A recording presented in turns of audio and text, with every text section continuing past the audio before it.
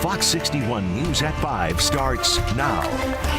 Right now at 5, as kids are back in the classroom, a major school district is dealing with staffing issues. Their plan to combat teacher shortages. And day 2 of the Alex Jones trial has wrapped up. What the testimony was focused on today and when we could see Jones take the stand. And an investigation continues after a man was shot and killed in a parking lot.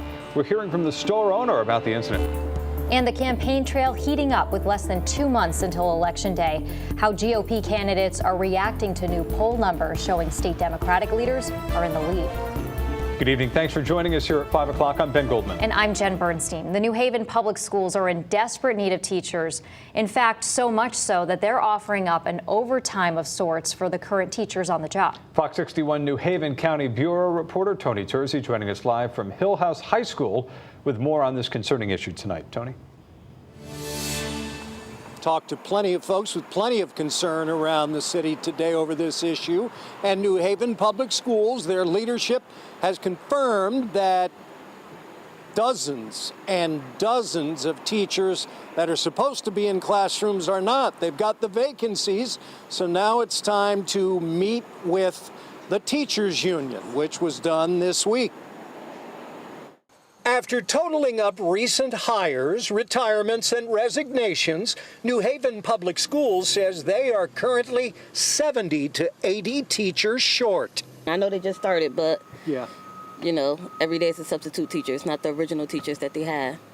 So it hurts. I've been a teacher since 2007, and we haven't had vacancies like this before. The leader of the New Haven Teachers Union, who has worked on a national teacher shortage task force, says many teachers are leaving for higher paying jobs in the suburbs. The job of teacher has become much more complicated, much more intense, much more stressful than ever before. It's pretty sad. They need to get paid more money. Maybe they'll have sufficient teachers and classes filled with teachers. But New Haven's Teachers Union and the school system for now have come to an agreement, signing a memorandum of understanding this week. By our contract, our departmentalized teachers teach 5 classes a day.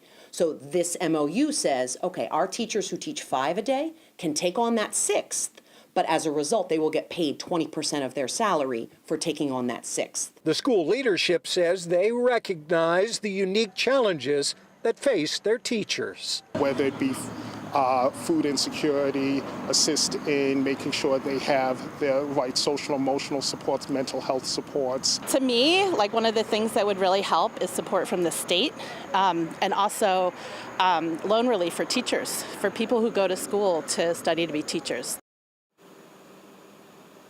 And the teachers union says that English as a second language, I should say, science and other teachers are ones that they need absolutely most in this school system. In terms of the school leadership, they said they're working on all sorts of recruiting ideas to bring teachers in the fold and then work on retention.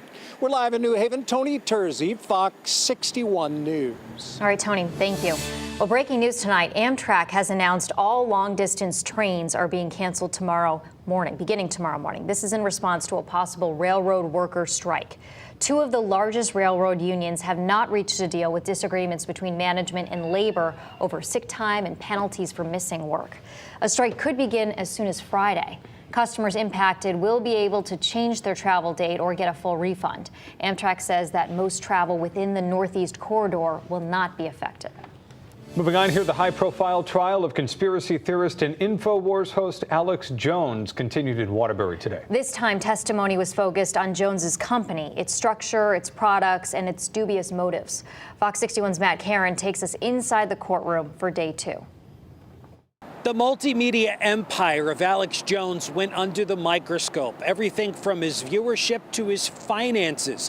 The prosecution trying to show that Jones not only lied about Sandy Hook, but also other mass shootings and the COVID-19 pandemic, profiting from all of his lies. He's not accountable to any board of directors or any governing authority. No, he's not. Day 2 of testimony in the Alex Jones trial saw Brittany Paz take the stand, a corporate attorney for Alex Jones's Free Speech Systems, the parent company of InfoWars. The prosecution cited analytic statistics to show how Jones's audience grew after his Sandy Hook lie. In selling himself to advertisers, but also in selling himself to his audience, tells them that they can count on him for the truth, right? I have seen him say that, yes. Right. They tried to illustrate how Jones misrepresented himself as a journalist to boost his credibility. Syndicated radio journalist. Creating inflammatory and misleading content. Connecticut school massacre looks like false flag, witnesses say. That's clickbait, right? It's clickbait in the sense that it would grab somebody's attention, yes. And then lied to sell stuff. Click on DNA Force Plus, 50% off. It'll bring you to the store. It'll bring you to the store. Correct. Playing aloud another clip from his show. I've interviewed the cops and the people that saw the feds plant the bombs in Oklahoma City. You saw them stage Fast and Furious. Folks, they staged Aurora. They staged Sandy Hook. The evidence is just overwhelming. And that's why I'm so desperate and freaked out. This is not fun. You know, getting up here telling you this, somebody's got to tell you the truth. Getting a jury to believe Jones profited from his lies is key to awarding the victims' families a large sum of money under the Connecticut Unfair Trade Practices Act. What kind of ceiling you put on it is difficult, and I think it's the type of thing that's going to stir emotions beyond what we see in ordinary life. Today, we also learned that all of the profits Jones made from cryptocurrency donations, advertising, and supplement sales were deposited directly into his personal bank account. Jones is scheduled to testify here at his trial sometime next week between Monday and Wednesday. Reporting outside Waterbury's Superior Court, Matt Caron, Fox 61 News. A lot of attention on that trial. Thank you, Matt. Well, a much less humid day today, and it looks like the nice weather streak could last for the rest of the week. Meteorologist Ryan Breton joining us now. Ryan. Hey, Ben and Jen. September cruise control straight through the rest of the week. A beautiful afternoon out there, and it's warmest at the shoreline. New Haven right now at 80 with a nice comfortable dew point down in the 50s, so it will be a very comfortable night all across southern New England. There's a little weak cold front to our north. That will come through tonight, and tomorrow will be a cooler day on the other side of it. We had a few fair weather clouds pop up this afternoon, but those are starting to fizzle away. 75 in Willimantic, it's 76 in Norwich. The Litchfield Hills in western Connecticut, some places only in the low 70s. So overnight, very comfortable. Dew points will be down into the 50s, which means temperatures can get down into the 50s too across most of the state. A place like New Haven or Bridgeport may not drop much below 60, but even still, very, very nice there overnight. For tomorrow, we start right around 60 degrees. We're headed for a high temperature in the low 70s with sunshine from start to finish. Tomorrow night, though, it is going to cool off quickly. By 10 o'clock down in the 50s, and by Friday morning, some of us will be in the 40s. We'll talk about that coming up in just a bit. All right, Ryan, thank you. Fox 61 follow-up here. A 26-year-old man died after being shot in the parking lot in broad daylight in Waterbury yesterday. Tonight, police are now on the lookout for those involved. Fox 61's Julia LeBlanc spoke to the owner of the store where it all happened. When Carlos Grulin opened these doors a year ago, it was the start of a dream come true. The thing is, my father, I was inspired by him. He came to this country with nothing, and he became a very successful business owner. Today, the doors of Grulin's own business feel a little heavier, and they're opening a little later. I'm still processing it. It's the first time for me. I've never been in a situation like that.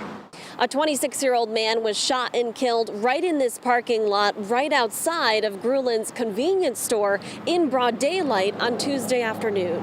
I heard a loud sound, and I was just telling people that I never even knew what a gunshot sounded like.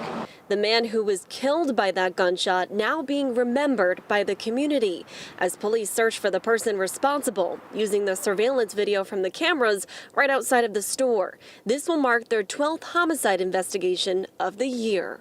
Hey, gotta stop, man. It's dangerous. You can't even let your kids out there playing. As for 24-year-old Grulin, he now has to live with the aftermath. everything that's going on in that store, like, I'm really proud of that kid in there, and I feel really bad. And while Grulin grieves for the family who lost someone, he's getting by with support from his customers. I do appreciate all my customers. I love them very much.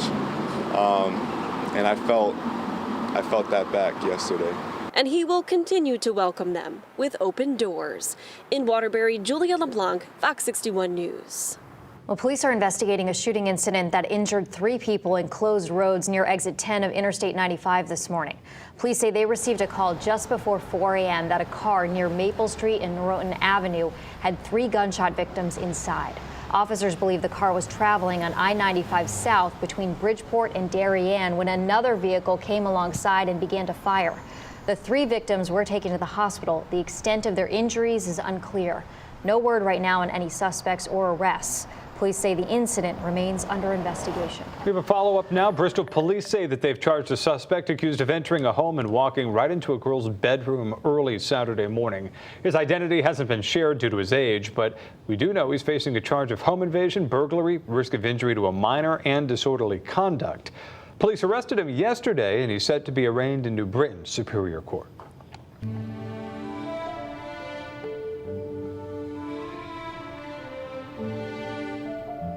The Archbishop of Canterbury delivered a blessing to Queen Elizabeth II after her coffin arrived in Westminster Hall this morning. Her Majesty's casket, adorned with the imperial state crown, arrived at the hall after a solemn procession from Buckingham Palace. Queen Elizabeth will lie in state for public viewing over the next 4 days until her state funeral at Westminster Abbey on Monday, September 19th. She will be buried at St. George's Chapel at Windsor Castle beside her late husband, Prince Philip.